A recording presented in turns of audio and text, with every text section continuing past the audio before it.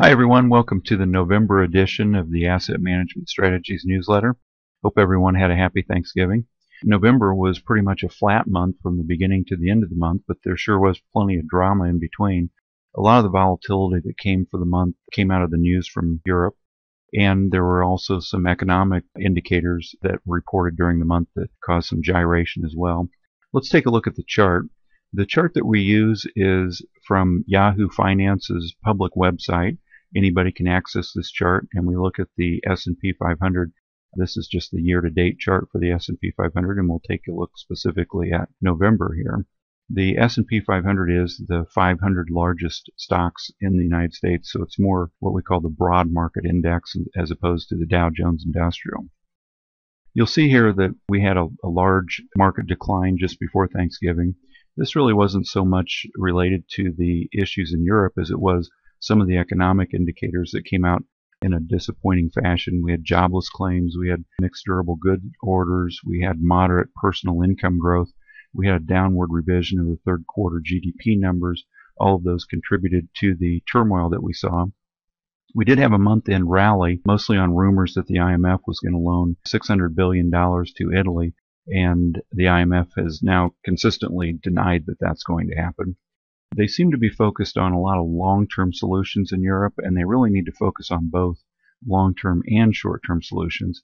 There's a significant liquidity crisis that they need to resolve on the short-term basis, and I think once that plan is in place, then we can move on from that issue. It's an interesting note for the month of November. We did see a 10% drop in just 7 days, and that drop took the market back down to a level that it had not been to since October 7th, which was barely 50 days earlier. So what changed in that 50 days?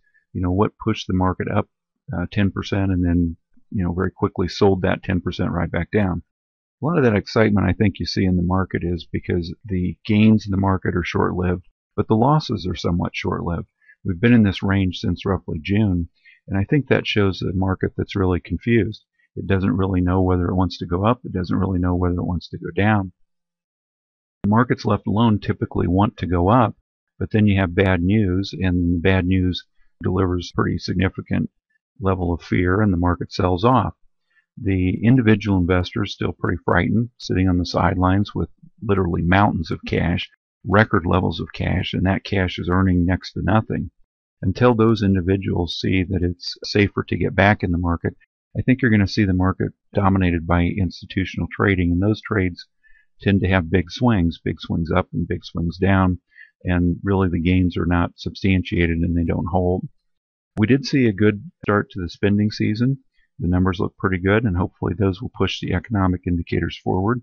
But we are back on the sidelines as far as our allocation in the equity markets, and we'll wait for the market to move up and to hold on to those gains before we feel safe to get back in.